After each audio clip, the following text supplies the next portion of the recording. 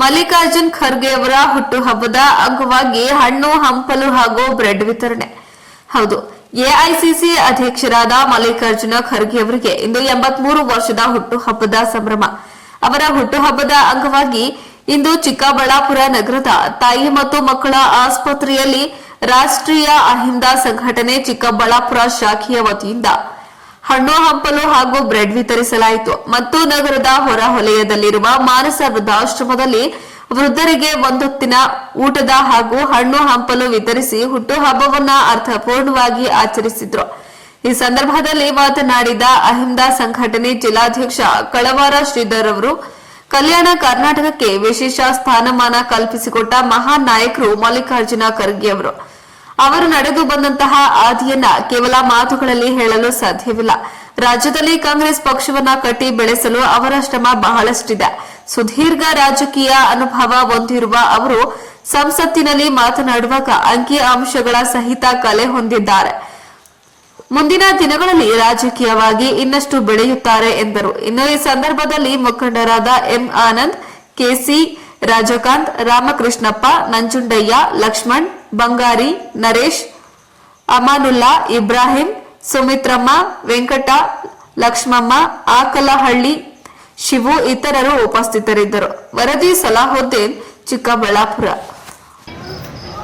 AICC ಅಧ್ಯಕ್ಷರು, ರಾಜ್ಯಸಭೆಯ ವಿರೋಧ ಪಕ್ಷದ ನಾಯಕರು, ನಮ್ಮೆಲ್ಲರ ಅಚ್ಚುಮೆಚ್ಚಿನ ನಾಯಕರಾದಂಥ ಶ್ರೀಯುತ ಡಾಕ್ಟರ್ ಎಂ ಮಲ್ಲಿಕಾರ್ಜುನ್ ಖರ್ಗೆಜಿಯವರ ಹುಟ್ಟುಹಬ್ಬ.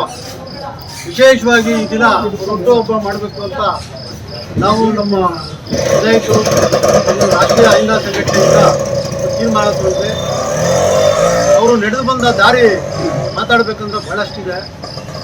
ಅವರು ವಿಶೇಷವಾಗಿ ಕರ್ನಾಟಕದ ಹೈದರಾಬಾದ್ ಕರ್ನಾಟಕ ಅಂತ ಏನಂತೀವಿ, ಕಲ್ಯಾಣ ಕರ್ನಾಟಕ, ಅದಕ್ಕೆ ವಿಶೇಷವಾದ ಒಂದು ಸ್ಥಾನಮಾನವನ್ನು ಕಲ್ಪಿಸಿಕೊಟ್ಟಂಥ ಮಹಾಪುರುಷರವರು.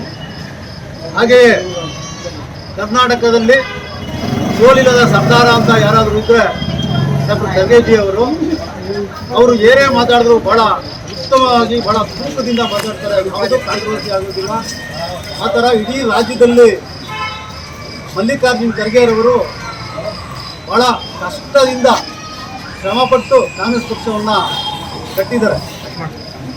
ಈಗಾಗಲೇ ರಾಷ್ಟ್ರ ಮಟ್ಟದಲ್ಲಿ ನಮಗೆ ಖರ್ಗೆಜಿಯವರ ನಾಯಕತ್ವದಲ್ಲಿ ವಿರೋಧ ಪಕ್ಷದ ನಾಯಕ ಸ್ಥಾನ ಇದಕ್ಕೆ ಅವರು ಪ್ರಮುಖ ಕಾರಣಕರ್ತರಾಗಿರ್ತಾರೆ.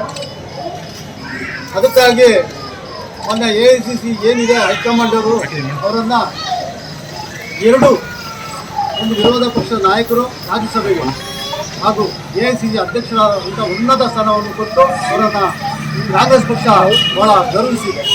ಈ ನಿಟ್ಟಿನಲ್ಲಿ ಅವರು ಈಗಾಗಲೇ ಪ್ರಧಾನಮಂತ್ರಿ ಆದಂಥ ಅರ್ಹತೆ ಇತ್ತು.